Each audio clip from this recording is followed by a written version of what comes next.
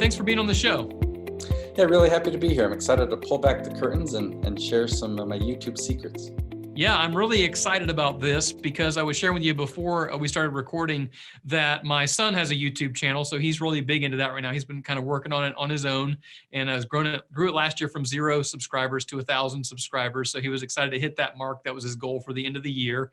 And what I'm really excited about today, as it relates to business audiences, is I think that video is such a huge resource, and YouTube specifically as a result of that from a distribution standpoint. But a lot of people don't know how to use it well. They can be overwhelmed by the whole idea, especially when people start talking about, I was just watching one of your videos on, SEO, search engine optimization for YouTube, and people are like, oh gosh, this is overwhelming. But before we dig into that, and I do want to get into some real tactical stuff, I'd love to hear a little bit about your entrepreneurial journey. You're now invested in helping a lot of other people grow YouTube channels. You manage multiple YouTube channels. How did you get into this line of work, and what do you love about it?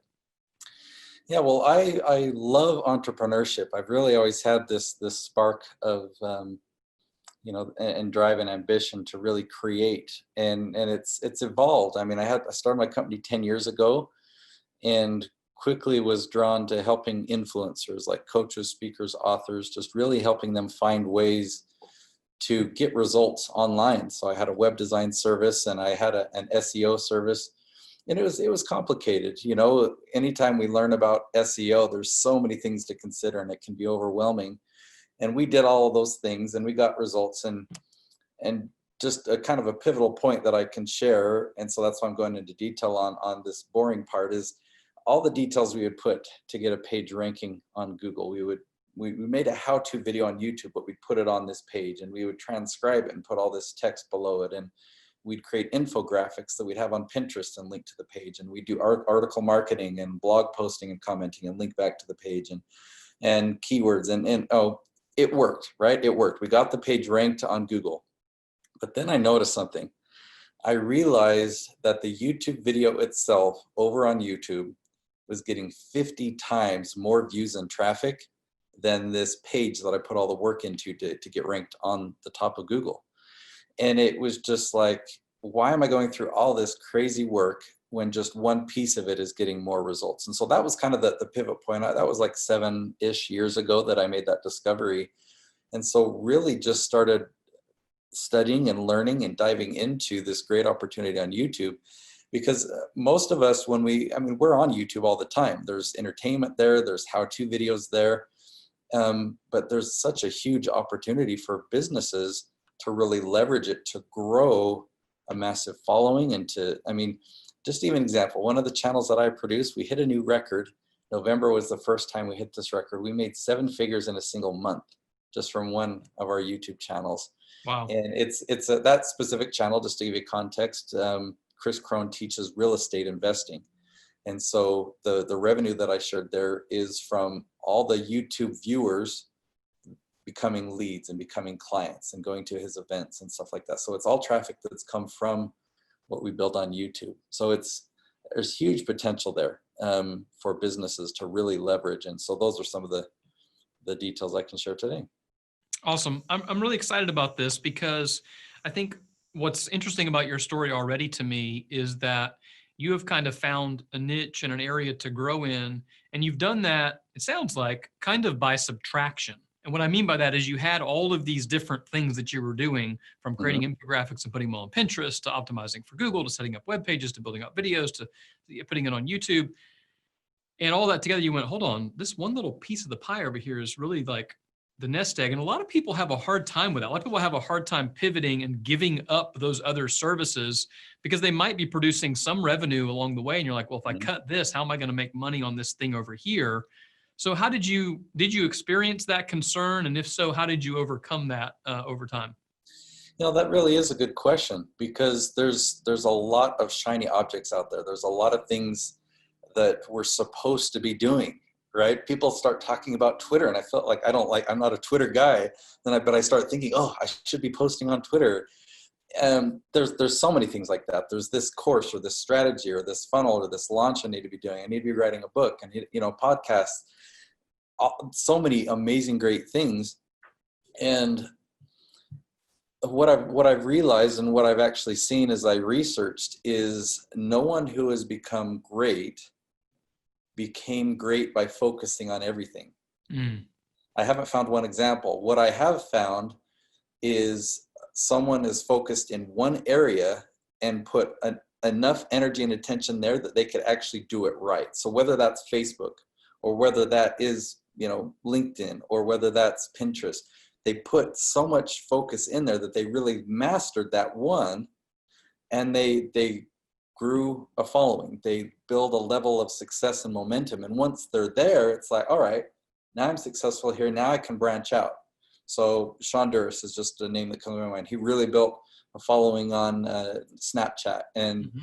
and then he's leveraged that. Snapchat's not kind of the thing anymore, but he really then transitioned over to YouTube. Or, I mean, because we hear, Gary Vee is an icon in the Yep. social media and marketing world and whatnot, and he talks about content, and he's got a content producing machine, putting content out everywhere. But when you even go back to his roots, he got strong in one place first, and then a second place, and then a third place. And I think just having that perspective, for me, it really relieves a lot of the stress, or takes a lot of the pressure off, just thinking, I just need to focus on one. What's the one that I enjoy the most and that I really understand the results it can bring me? Because, like, going back to the Twitter example, for me, I know I could spend a lot of time there, but I don't know how to leverage it. I don't know how to get a result with it. So for me to really, and I don't enjoy it as well. So for me to really focus all my attention there, at least at this point, it doesn't make sense. But I know YouTube really, really well, and I've mastered YouTube. Anyway, so hopefully that kind of paints a picture of what my perspective is.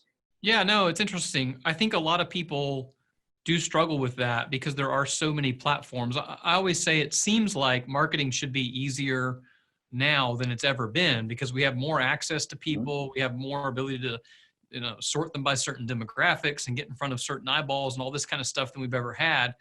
But I actually think it's harder because there's so many options. Back in the day, somebody was like, all right, I'm either going to put an ad on the radio if I want people to hear it, or put it on TV if I want them to see it, or maybe create a billboard or put it in a newspaper. And that was it. And Mhm. now it's like all those old mediums still exist. And yet now there's all these new mediums as well. And you get into like, social media in general, and there's so many platforms. So, you know, as you're thinking about talking to small business owners or people that are growing businesses over time, why YouTube? Like, why should they consider YouTube? What kind of advantages does it offer that maybe, Instagram, Twitter, Facebook, whatever the other platform doesn't currently afford them? Okay. That's a really good question. So I'm going to answer it in a general way, and then I'll give you really two specifics as to why YouTube. So the general way is YouTube, and just the evolution of what's become of the internet these days has really provided a new opportunity in business. Before the internet, and as you're talking about with traditional old-fashioned, we'll call it marketing methods, really to grow a business, you needed to come up with an idea, right? A product or a service. And so you needed to kind of package that and figure out the pricing. And then you figure out, okay, well, how am I got to find a customer. How am I going to market this? And then you're like, if I'm going to be a real company, I really need a good brand. And so you start to grow from there, and it's maybe I should start speaking, and you take steps in leadership and becoming an authority and an influencer. Well, YouTube, just as we'll focus on that example, we've seen so many people do it in reverse on YouTube. On YouTube, they just started creating content out of fun. They started to build a following, and they actually started to make ad revenue. And they're like, well, what? I can leave my job and do this full time, and I'm a business owner, and they're here invited to go and public speak and stuff before they even have a product to sell. And they get to a point where it's like, I have a following, they love me, they want to buy something from me, let me create something, or let me put on an event, or let me write a book. And so that's just kind of like, it's really a game changer in that it's changed the world of business. It's opened up a whole bunch of new opportunities.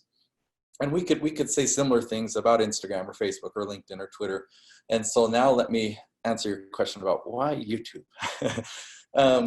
YouTube stands out among all these other platforms. The first one is because it's a very powerful search engine. the search engine works so well. And how that applies to you, or how it can apply to you, is you have expertise. People are searching for your expertise. They're going to Google and YouTube, asking questions online that you would be the perfect person to answer. Problem is they don't know who you are. They don't know that you exist. So they're not going in and typing in your name. They're going in typing the question that they have.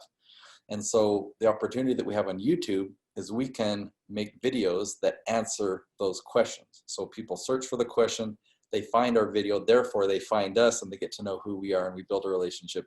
We become the hero to them in that moment. And it really is an amazing search engine. I mean, anything you want to learn or know or do, you can go and do a YouTube search. You try and do a search like that on any other platform like Facebook.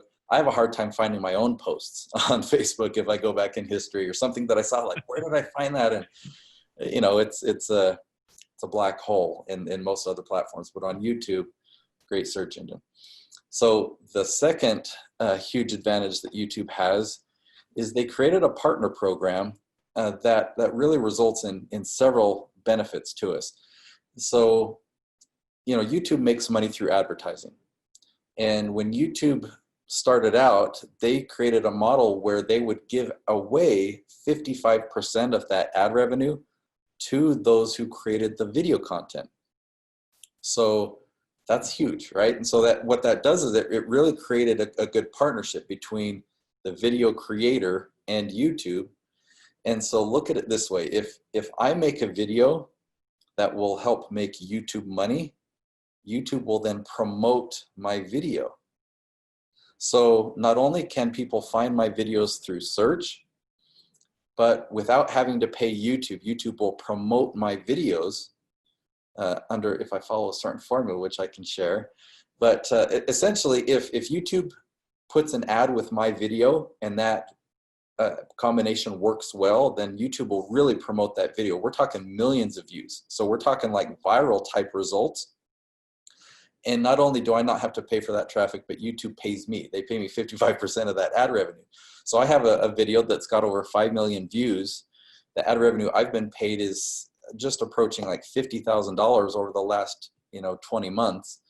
But it's resulted in hundreds of thousands of new subscribers. It's resulted in millions of views. It's resulted in millions of dollars in lead revenue. So that's why YouTube. Yeah, those are great. That's a great reason to use YouTube. And one of the things that I want to point out, and I just want to kind of remind people in case they didn't realize this, I think one of the things people struggle with sometimes when they think about creating content is, what am I even going to talk about? Like, what is my video even going to be? That's number one. If you don't have something to put on video, you have a real problem. But one of the things you said is really, really important.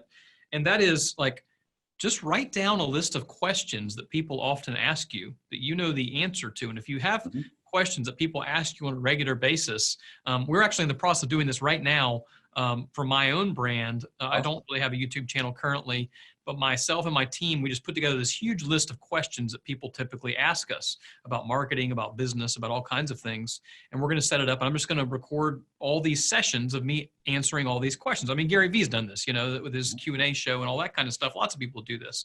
But it's a great way to have content, is to just answer a question that people have. And that's probably what they're going to be searching for when they plug it into that search engine as well. So, I mean, that alone is a really valuable tip for people to think about.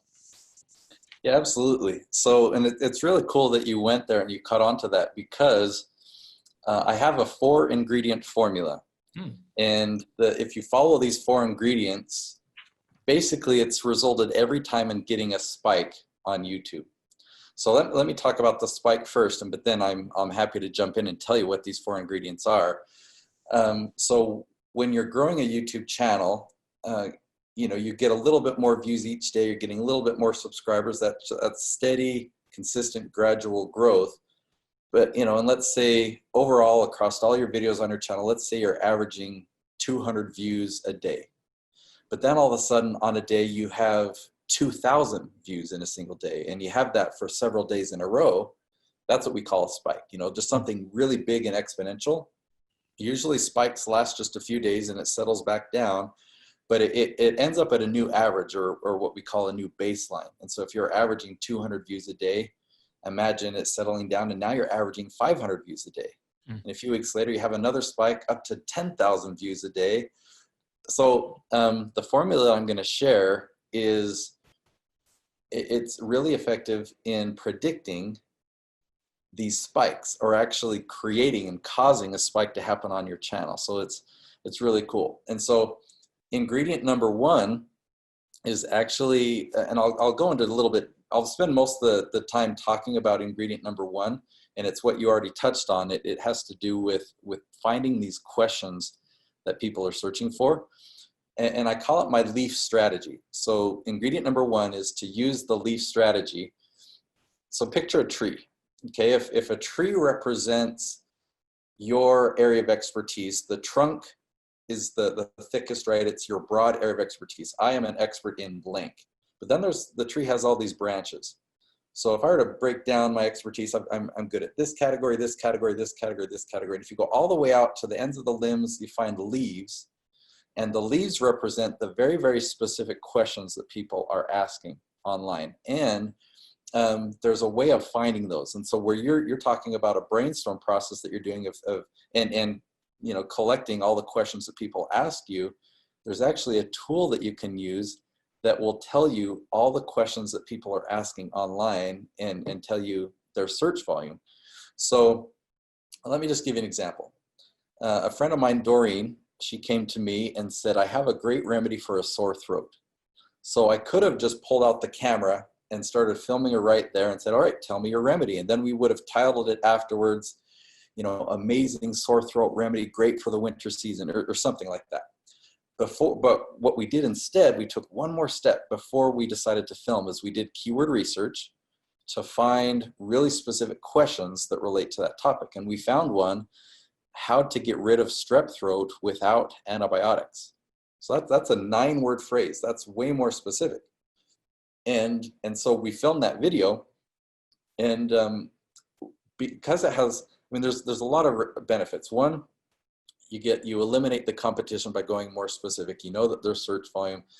So I'll come back and I can give a summary about some of the benefits of doing that. But that's ingredient number one, is you really want to find these questions that people are asking that are real specific, and follow the leaf strategy.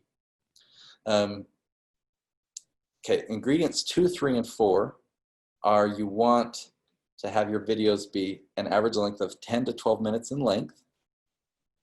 You want your videos to have an average view duration of 45%. And actually, before I go into ingredient number 4, you'll need to make sure you're sitting down for, by the way. But let me go into a little bit depth on ingredients 2 and 3 to kind of show how you can do that. So a 10-minute episode. Ingredient number 2 is the 10 to 12 minute in length. Yep. Ingredient number 3 is a 45% view duration. Right. So if you have a 10-minute video, you want people to at least be watching 4.5 minutes of that. Got it. Yep. So let me just share an example of how you might do that. Let me give you an example of what not to do and what to do right. Okay. So if I were making that video, how to get rid of strep throat without antibiotics, here's how I would not want to dive into the content. I would not want to say, all right, well, to get rid of strep throat without antibiotics, you got to get some fresh garlic, you got to get some raw honey and some cayenne pepper, mix it together, take some of that, and that'll get rid of your strep throat. Okay, that's what not to do, and the reason being is you just gave them the answer, and now they don't have any reason to watch the rest of the video, and realistically, they're not going to try it. It was too quick of an answer. So here's how I'd recommend diving into the content. Okay, so to learn how to get rid of strep throat without antibiotics, first we're going to talk about why not antibiotics. Is there a reason why we want to look for an alternative? Then we're going to talk about 3 different ingredients, and I'll share with you how each one is important, why it's in this, and you actually have these 3 ingredients in your kitchen. We'll talk about how they are actually antiviral and antibacterial. Then we'll go into my kitchen, we'll mix it all together, I'll show you how to do that, we'll talk about how much to take and whatnot, and then I have a story to share with you about my son when he had strep throat, he had a fever, and how this remedy really helped him. So let's dive right in. So what I did there is I just set a whole bunch of content hooks about, I'm going to be talking about this, and then this, and then this, and at the end I'm going to be talking about this. So that gave me a 10-minute episode, and it gave people a reason to watch all the way to the end. And it's much more likely that they'll apply it because they'll understand it. They'll really have a much deeper understanding of that topic. So, a reason why we want 10 to 12 minutes in length is that's part of the YouTube algorithm. They like people to stick around longer. But really in my experience of it, 10 minutes is actually a really good length just to really go deep on a single specific topic. And so it's become really effective. And you can go shorter, you can go longer. 10 to 12 minutes is kind of the average. And if you set the content hooks like that, then you're more likely to get people to watch longer, because if you have a 10-minute episode and people only watch 1 minute, then it's not going to work to get those spikes I've been talking about. So are you ready for ingredient number 4? I'm ready. Okay. When I say you might want to be sitting down for this, it's because ingredient number 4 is that you need to post 5 episodes per week. Okay. So that's a lot of work. That's a lot of work. And the first question that you might want to consider is, wow, do I really want to put in that much work? Well, do you want the result? Do you want to build a massive following? Do you want to get spikes? And the realistic potential is a 7-figure revenue stream. It's not going to happen overnight, but within a couple of years, you can get your channel to a 7-figure level. So let's talk about why 5 and how 5 actually, because for me and all of my clients, we're all business owners. We have busy schedules. We have lots of responsibilities elsewhere and within the business. So how in the world do you do a daily episode? Well, I film in bulk. When I film, I typically will film 20 episodes at a time. I have a client right now that flew into Utah. My team is filming. They're filming 20 episodes today, and that'll last 4 weeks. So there's ways of being efficient on how to actually logistically do that, because it seems like a crazy amount. But the consistency of doing that, I've found that when you have all 4 of these ingredients, so that the leaf strategy topics, the length, the 10 to 12 minutes, the 45% or higher average view duration, and when you post that frequently, 5 or more episodes per week, when you get to the 4-month mark, you will have a spike. It's not something I control, but every time I've done it, it's worked. And so that's kind of everyone wants to have a viral video. Ooh, I've got a cute kitten. Let's see if I can film that and somehow go viral. And I don't know how that's going to benefit anybody other than it's cute. But business-wise, like, how do we do that? Well, this is awesome, because now we have a 4-ingredient formula that we know if I follow this, I will get a spike. I'll get a surge of subscribers. I'll really get to build that momentum and launch my channel. And it's not just a one-time thing. It's kind of a snowball effect. It just builds more and more and more momentum over time. I'm really excited about this, one, selfishly, because I'm about to put a lot of work into video for my own brand. So I'm going to use these ideas for sure, but I just want to repeat them for people just to kind of give them that quick recap of the 4 things. Find the right questions, talk about that leaf strategy. Number 2 was the 10 to 12 minutes in length. Number 3 was a 45-second view duration. And number 4 was 5 episodes per week. And, the other thing that I hate about this, but I love about it, is this the reality and the comparison to business as a whole? I think what everybody wants is what you said. They want the trick to put together one video, one time, and upload it and get 50 million views. And I think that's true for business. People want the trick to, start a business and then overnight be a raving success. And I love what Dave Ramsey says. He says, people always tell me, they said I was an overnight success. And I said, yeah, I busted my tail for 20 years and then I was an overnight success. And that's kind of what you're talking about here. Maybe not 20 years, 4 months to get to a spike is pretty good, but it's not 4 months to get to 7 figures. Like, let's be real about like the reality of business. And I told my son this when he was working on his little music channel that he's got going, is that he went from 0 subscribers at the beginning of last year to a little over 1,000. That was his goal by the end of the year. And he hit that like December 15th. So he kind of squeezed it in at the end of the year, but he got there and he did it all by himself. And it was not my marketing engine. It was just him figuring it out. And he did a great job. But I told him, I was like, it's consistency over time. I was like, if over time you just keep putting out good videos, and every time you ask, how can I make this one a little bit better than the last one?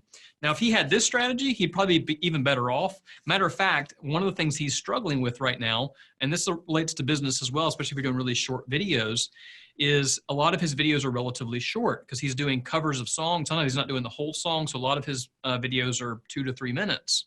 And at the end of the year, he's looking at his watch time, because for people that aren't aware, to become monetized on Facebook, you have to have I think it's a certain number of subscribers and a certain amount of watch time. Is that right? Yeah, YouTube wants you to have 1,000 subscribers, and it's 4,000 or something, like 4,000 hours of watch time in the previous 12 months, something like that. Yeah, so that was it, something like that. But there's definitely the 1,000 subscribers and then a certain number of watch hours. But he was way behind on watch hours because his videos are so short. Mm-hmm. And at the end of the year, one of the things he just did was he put together like a recap video. And he's like, I feel like it's interesting, because he's like, I feel like this video needs to be like 10 to 15 minutes long. And it was like, it's like a 12-minute video. And he just posted that, and it's doing pretty well. And the watch time on it is much longer because it just goes from one song to the next and one clip to the next and all these kinds of things. Which a music channel is a little different than a business channel, but in essence, it's the, similar ideas. This formula I'm really excited about. I think it's going to be really great for people. One thing I'd love to dig into a little bit when we're thinking about, business owners who do not have a videographer on staff. They don't have they don't have a D-Rock like Gary Vee does following them around 24/7 shooting video, and then a whole team of editors to edit it for them. What's a way that somebody can get started? Do they have to hire a video agency up front? Can they start on their own? What's your kind of thought and feedback on quality of the videos and how those need to happen in the early days of somebody starting a channel? Yeah, so we tend to think that we need to do Hollywood quality.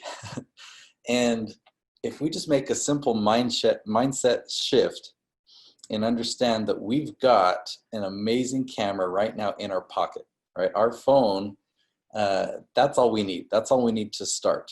And what people are looking for on YouTube, more than production quality, right? More than a fancy studio and perfect everything, they're looking for you. They're looking for the authentic you. They're looking for value. And I mean, even if you're teaching something, they would rather think about, Tony Robbins comes to my mind. So we could have a really inspiring motivational clip of Tony Robbins up on stage, and that could be valuable. I mean, because it's Tony Robbins. But imagine if Tony Robbins pulled out his phone and it's a shaky video because it's just in selfie mode, but we're in his home and he's teaching us the same principle that he might have taught on stage, but he's just talking to me. I'm making eye contact with him in the phone. That type of video is so much more valuable and so much more desired. Not everyone can be the Tony Robbins, especially right off the bat. I think we can all grow and evolve. But right off the bat, we have value. We have value right now. And if we pull out our phone and we start there, I mean, like right now, I know this is mostly audio, but we're recording this on Zoom, right? And so that you can see me, I've got a window right there. I don't have any professional lighting on me, but just by me turning and facing the video, the window, it makes the video quality much better. And so we can pay attention to things like that. We don't want the microphone on our phone to be too far away, or because the audio will then sound poor. But if we're doing a selfie video, we're holding it, the audio is going to be great. We face the window, the lighting's going to be great. And we just talk. That's going to be really, that's going to help us be a lot more successful than stressing about getting the right camera, setting up the studio. Stay away from text effects right now. Stay away from green screen. Yeah. I love that advice because, it always amazes me just how good the cameras are on people's phones these days. I mean, I at this point am basically only upgrading my iPhone every year because I want the new camera. And it's amazing, like the footage that can be shot. We were comparing the other day. I do have the fortunate of having a videographer on my team, and we've got some nice equipment. And I was shooting stuff on my iPhone 11 Pro, and he's shooting it on like a really high-end camera with a stabilizer and everything else. And mine looks really good in the right lighting and everything else. But that tip that you gave is really important. I don't want people to miss it, because I think one of the biggest problems with people with most videos is actually lighting. And same thing with photos too. When people are like, oh, that photo looks amazing. A lot of times it's just because the lighting was right. And just, I mean, seems like such a little thing, but face the window, get some natural light, and you're going to probably have better lighting than most studios anyway. Studios are for creating artificial environments. A real environment, like you said, is sometimes much more valuable. So I think that's really good feedback. Gosh, I have so many other like questions and thought processes here, but I noticed one of the things on this sheet, on your bio sheet, which is interesting to me, was talking about hiring people specifically in the Philippines, but in other countries, to help them be a virtual assistant for you. Yeah. What is that about? I know a lot of people have been talking about virtual assistants lately. We use people all over the world for different services because everybody needs a job, no matter where they are. And I'd love to hear how that's helped you grow and scale, because I think that can have a big impact on a lot of people. Matter of fact, one of the guys that was on my podcast started a website for jobs specifically in the Philippines for this reason. So I'm curious how it's impacted your business. Yeah, I mean, it's an absolute game changer for sure. You know, and I'll tie this into your previous question as well. Like, if we don't have a budget to hire a Gary Vee or to have a full video production team or whatnot, what can you do? Well, start out editing on your own, but to then realize that you can hire a full-time video editor for $400 a month. That's the Philippines is where I currently have a team of 16 full-time employees there, ranging from editors and writers and project managers and systems creators and bookkeeping.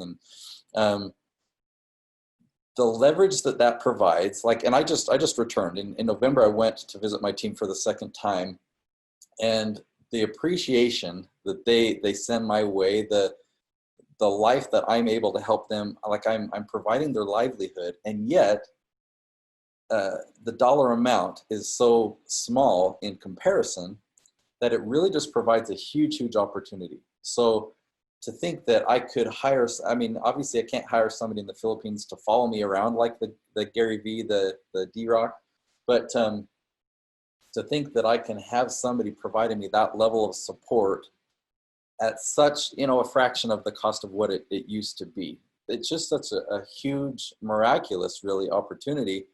And it's a huge opportunity for America. I really see outsourcing as I mean, because there's the cliche of it's made in the USA. And if I can buy things that are made in the USA, that's more virtuous, that's more noble, and that's going to help my country. However, if you really think about it, like, our lifestyle has increased exponentially, like through the roof, because of outsourcing. Like, outsourced manufacturing, we go to any store and we can buy items or any product for a single percent of what it would normally cost to make, just simply because of outsourcing. And to think about the services that I create, I have a done for you YouTube production service, and we're doing, you know, 20 episodes a month, but the level of quality that we're able to do, the level of efficiency that we're able to do at the budget we're able to do it at, it's unheard of. No one else could do this without the outsourcing side of it. So it's definitely something worth looking into, and it's been a life changer for me. 10 years I've been in business. I've had it. One of my team members has been with me 9.5 years. So. Wow. Yeah. And we have team members all over the world too. I don't have any video editors that are outside of the country right now, but now I'm curious about the idea and may want to start sourcing some talented people all over the place, because we actually are backed up right now. We have a bunch of footage that needs to be edited. It's a current problem in the agency. But the episode I was trying to think of was episode number 46. It's titled Outsourcing Your Way to Freedom with John Jonas. He actually started a website called onlinejobs.ph. So yeah, John's become a great friend of mine, and he's the one that taught me. Yeah. Well, there we go. I mean, it's a small world, because I didn't know you or him previously, and I didn't even know that y'all knew each other. So if you're curious about that and want to know a little bit more about what Nate and I are talking about here with regards to outsourcing, go check out episode 46 with John Jonas, because he does dig into that, how he started that business and how it works. He also gives some really good strategies about working with people overseas, because it is different than working with somebody who's sitting right next to you. And it's culturally different too. You got to understand what people think and believe, and their cultures aren't the same as ours, but I believe the exact same thing about outsourcing. I think it helps helps everybody, because ultimately all those people, you know, what is more humanitarian than creating jobs? I mean, and so instead of dumping money or things on other countries, what if we started creating jobs for people all over the place, including here in the United States? Because Mhm. like you said, you're able to produce a product at a price point that you could never have produced it before. And what that means is you're able to produce something for people who could not have had it before. You know, there might be businesses that couldn't have afforded to have a video service at all before, and now they can. So I actually think that that is a really cool thing. So thanks for Yeah, sharing that. It's funny that you know John. That's small yeah, world. he's a good man.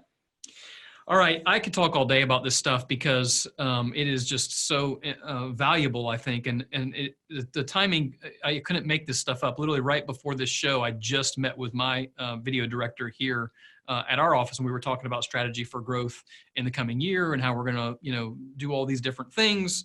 And we literally just had this conversation. And then we have this podcast lined up. Like, what an interesting coincidence. So I may be bouncing some other ideas off of you and questions afterwards. But when you're thinking about kind of landing the plane a little bit here on this episode, talking to other business owners who want to build a business that lasts.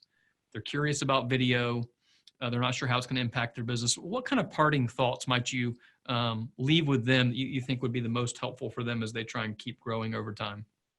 Yeah, well, if I can really emphasize the first ingredient, the keyword research before filming, and share with you a tool, because SEO, keyword research, those words, they can bring up a lot of overwhelm, right? But there's a tool that really simplifies it, and I have a quick story that I can share as well. But if you go to the website semrush.com, they've been around for, I used them in the beginning when I did SEO, so they're a big established company. Their tools are amazing. A year and a half ago, I discovered their keyword magic tool. And what this tool does is it really helps you find the leaves. So if you just type in a branch category, such as sore throat, and hit search, there's a lot of keyword research tools, and at first it appears to be very similar. But then there's a button that you hit next called questions. And when you hit questions, I've never seen a tool like this one. It just comes up with tons and tons of questions that people are asking. So let me give you an example. My friend Katie Gutierrez, she's in Miami, and she's an interior designer. And one of her branches is living room design. And so on her own, she could probably come up with a couple of ideas of different videos teaching about living room design. But when we go into this keyword magic tool, we typed in living room design, we hit enter, then we hit that questions button. We got hundreds of different ideas. We narrowed it down quickly to 20. And we just thought, okay, here's the first 20 that I want you to focus on. And let me share with you some examples of this, because I remember a few of them, like how to design a living room with a corner fireplace, or how to design a living room with high ceilings, or how to design a living room with large windows, or how to design a kitchen living room combo. So those phrases I did not make up. These are the exact wording of phrases that we found using this tool, and it shows the search volume. And one side note that's really important is you're always tempted to go after the phrases that have a higher search volume. Ooh, this phrase has 10,000 searches per month, or, oh, this phrase only has 100 searches per month, so let's ignore that one. I recommend using this tool, and I recommend finding phrases that are really long and specific that have a search volume between 10 and 100 per month. That sounds like a very little amount, and here's why I recommend that you start there and that you stay there for the first couple of years on your channel, because that's all you need to show up on day one. Everyone else is going after the big fish, and so if you find a phrase that's got 1,000 or 10,000 searches per month, it's got huge competition. You make a video on it, no one's going to see it. It's not going to compete. But if you make a video on a phrase that's how to design a living room with a corner fireplace, 10 people find that video, that's exactly what they were searching for. They're going to watch it all the way to the end. It's going to have that average view duration, really high. The YouTube algorithm is going to see that. It's going to say, wow, these 10 people watched the video all the way to the end. We know of other people that typed in very similar phrases. Let's show it to this audience and to this audience. And so gradually over time, that number will increase and increase and increase. And to kind of wrap this all up, if you wanted to dominate YouTube, just in this example for living room design, you would never have to make a video about living room design. You make a leaf video, and leaf after leaf after leaf after leaf, and eventually you're dominating YouTube for living room design, no matter what people are asking about it. We've seen that time and time again. So that's my hope is that this really simplifies things. You have expertise, people are searching for it. Here's a tool that will do the work for you. The tool does have a cost. It's $100 a month. Here's the cool thing though. They do have a trial. It's kind of a limited trial, but let's say you paid for the tool for a month.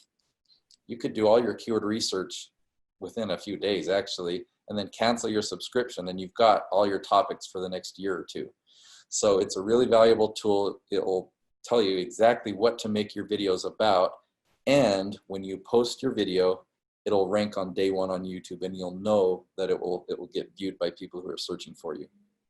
Wow, that's really a helpful tool. And I'm familiar with SEMrush, but I've never actually seen that particular tool. So I'm definitely going to go check that out. So again, if you didn't catch that, it's SEMrush.com. That's SEMrush. Really great tool. They do have a free trial in there you can go check out. But Nate, if people want to find you and more about you and what you do and learn more about your services, well, where's the best place on the internet for them to go to find you? Yeah, I have a free gift, a mini course that I can share. Also my YouTube channel, Nate Woodbury. So I'm on YouTube, Nate Woodbury. You mentioned that you were there.